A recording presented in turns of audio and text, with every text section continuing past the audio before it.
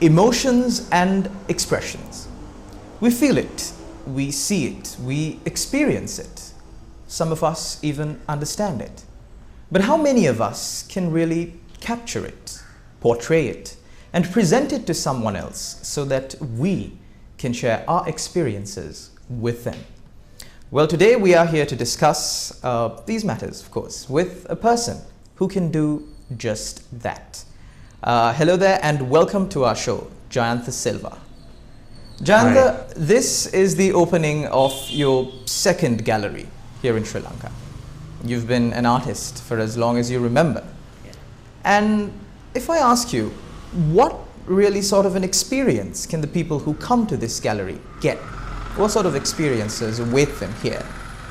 Well, I am really more into the portrait and figurative art. So by using those portraits and figurative art, those systems, I have depicted a lot of religious subjects, and then also I have some scenic thing that is about 100 years ago what Sri Lanka looked like, and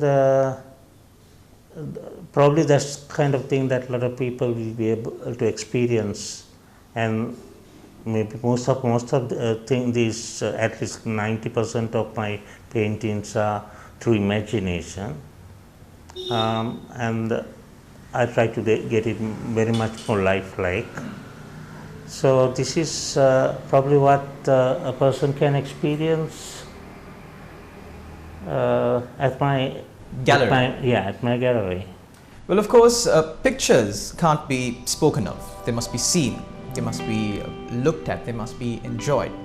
Let's take a look at some of the paintings that are being displayed here at the Expressions Gallery down Library Road in Maharagama.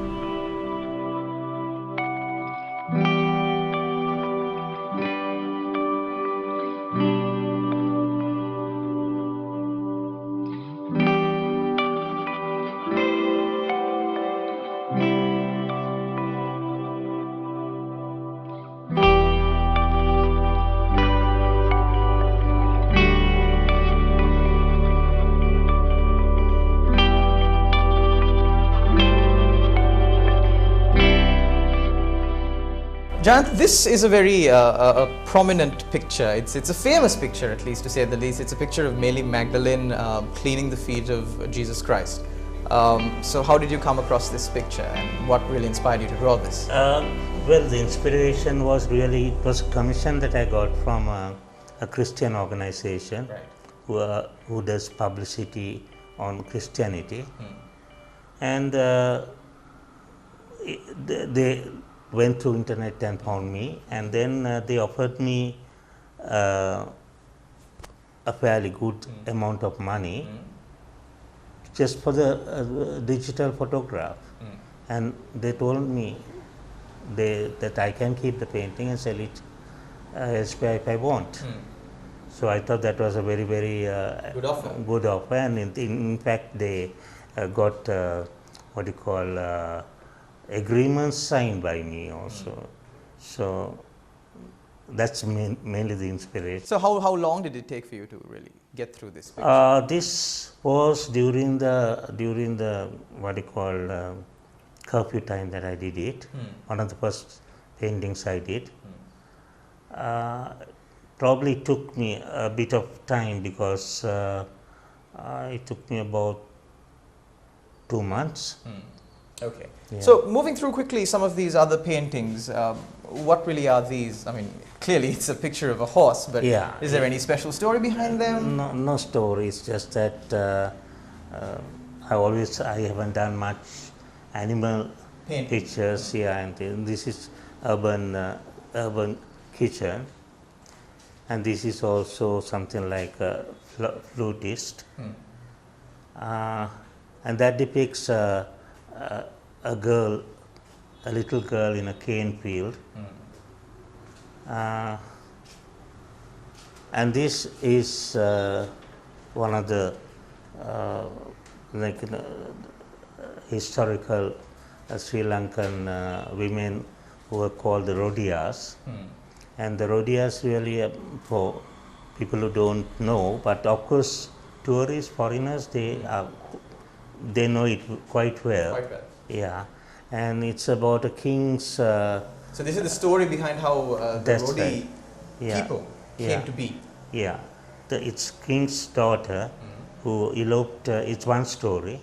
Eloped with the gardener, supposed to be a Vedda, and the king disowned his daughter and then made it into a caste. And All called of them- their descendants. all of their descent. They were called Rodis, Rodias or whatever. And all the countrymen were asked not to entertain them, not to give them any jobs.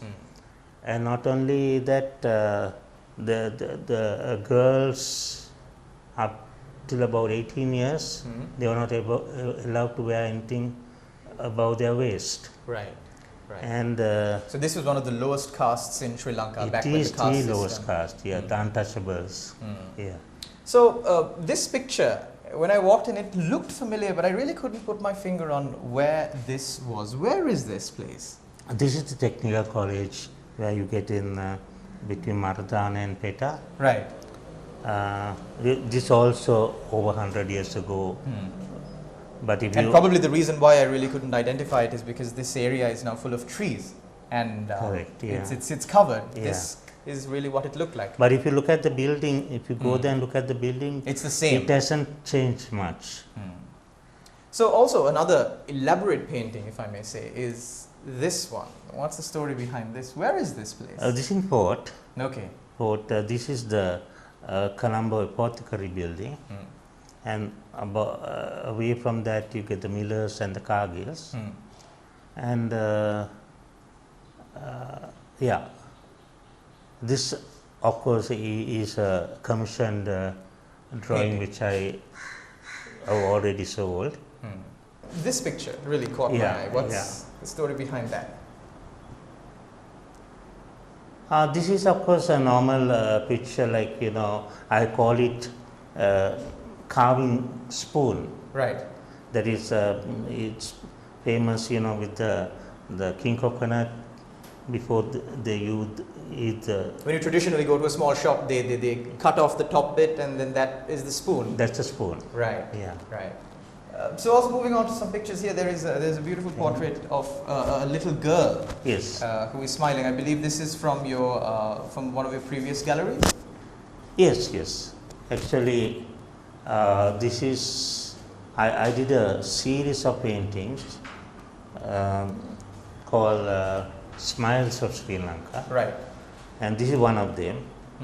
And actually, I was commercially I was able to sell quite a lot of because people bought not one painting. When it comes to Smiles of Sri Lanka, they bought at least 2 or 3 at a time. And my idea behind is, you know, the Sri Lankan smile is it's like unlike any other country. One of a kind. It's one of a kind. I have been to several countries, but I don't see that smile Anywhere else. Anywhere else, yeah. Also, yes. Yeah. This picture. What's the story behind that? This is actually the Colombo, the town hall. This was the original town hall, which was in Peta.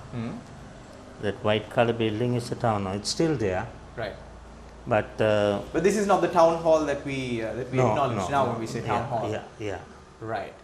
In fact, on the internet I got this picture. In the internet they call it the new town hall. The new town hall. Yeah, so that's what it was. Back in the day. Yeah. Right. So moving on to some other pictures. Of course, you said that many of these pictures are images that pop up in your head, and you just bring it to life. Yeah. Certain Is this? yeah. No. This is. You know, have, I should say that I have a sort of a photographic memory. Right, right. Now, this is the two children I went to, what do you call, A church. a church. It was a church. You saw these. So Yeah. these are two very real people. Yeah. So they were selling something on. I just looked at them and Right. it stayed on in my mind. Right. And that's another picture which I went to Matale to. I was on my way to Knuckles, and this man was selling this beetle. Right. So what I would say, even if you go to Matale town, you'll be able, today, you'll be able to recognize him. In other words, my photographic memory is so good. Right. So this man is right now there in Marthaman. Yeah. Also, these two children, you will be able to see them if we go to this place that you were. Yeah, correct. Because these are portraits of very real people. Yeah. Jayantha, you have a very close connection to this picture. You wanted us to show this picture. Why is this so important? Yeah, this whole thing, the exercise of having a gallery here, it's due to this gentleman, my childhood friend, Pete Wright, Tilak Pushpakumar. He was a child actor, and probably that's why he's also a follower of mine. He loved my paintings. So he told me one day, Jayantha, I want to start a gallery here. So I just kept quiet because this is a place that he can always rent out and earn some money. So he kept on bothering me for about 3-4 months. I just evaded the situation, and finally I did it. Right. Yeah. So he must be. He's staying in London. He's really angry that he can't come here to see it. Most probably once everything is lifted, the next thing he'll be coming here.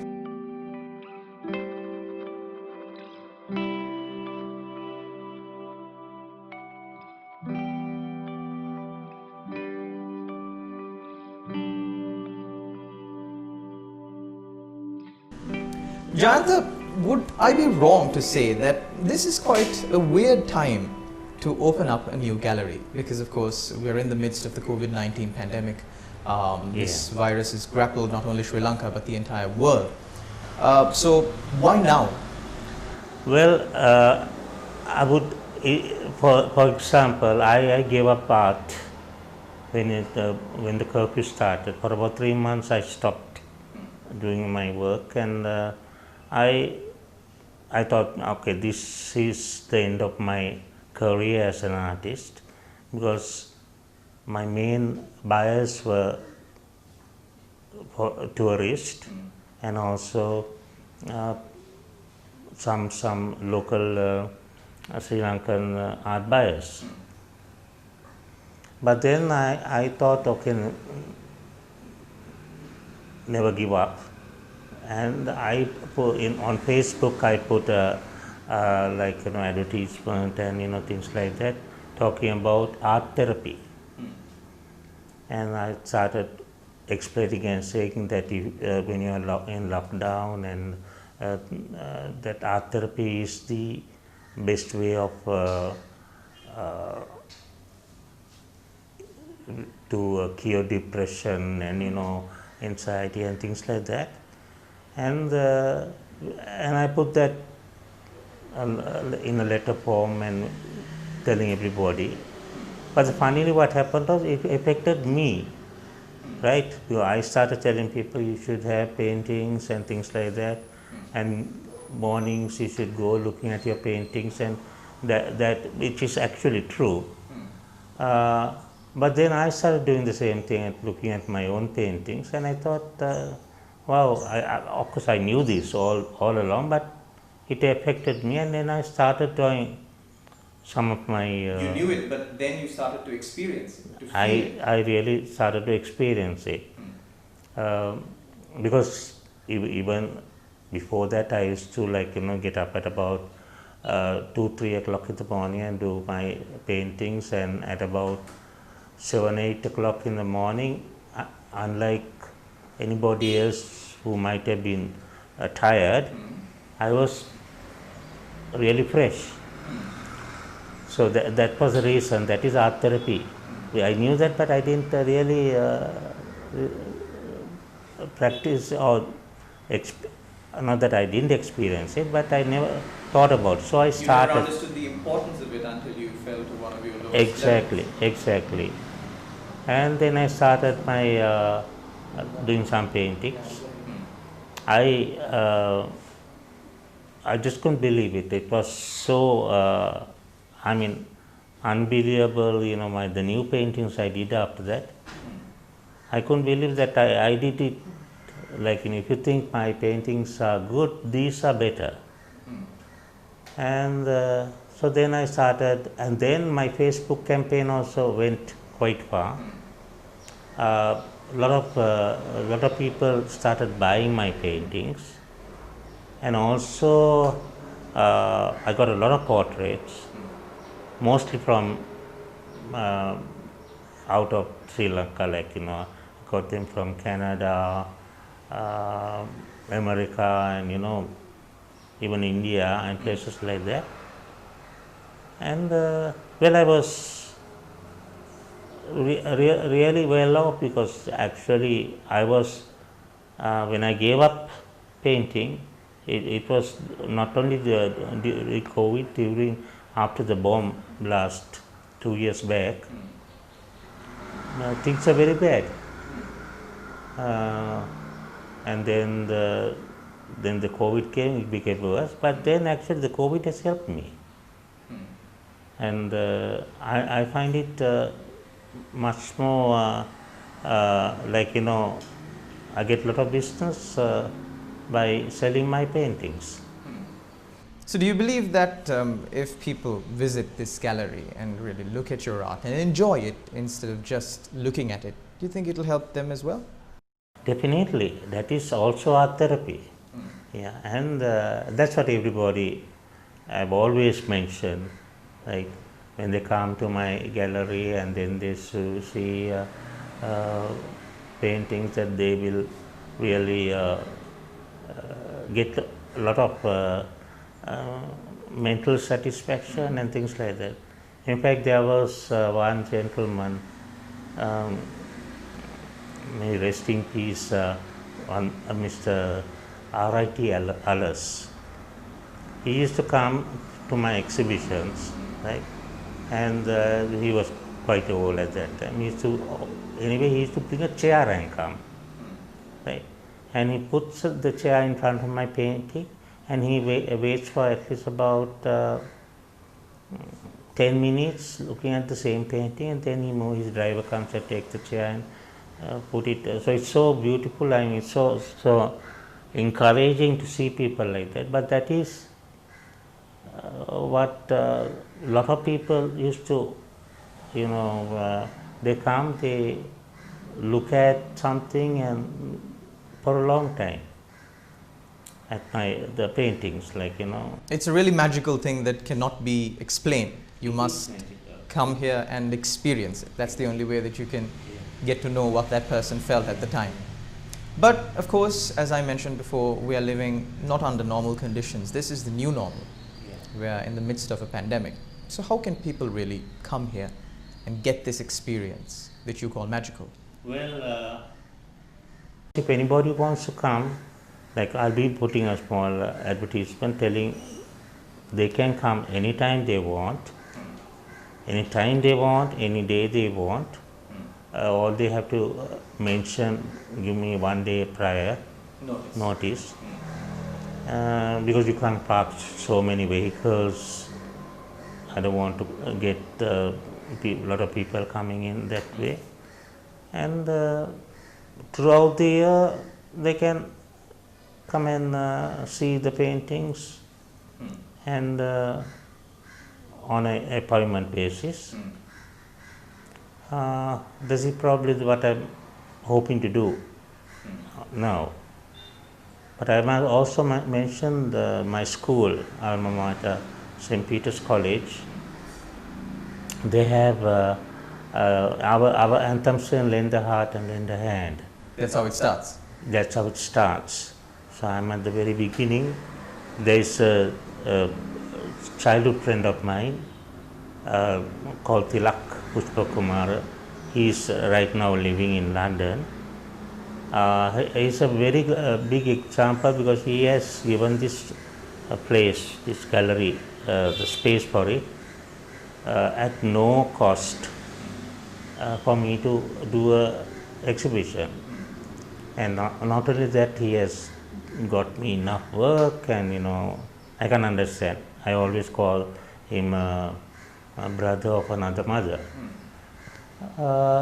So I should mention him, and that is mainly why I want my schoolmates, and most of my buyers also have been out of the country. Most of them also have been Peterites. And of course, Facebook has helped me a lot. It's more or less. So, well, you need to come here and look at these paintings and experience them, feel them, if you are in need of art therapy and if you want to feel this magical feeling that Jayantha Silva just mentioned a short while ago. Well, you can, as he mentioned, make an appointment with Jayantha, call him, give him prior notice, and visit this gallery located down Library Road in Maharagama. It is open for the general public, but of course on an appointment basis. So come down here to the Expressions Gallery and experience art therapy.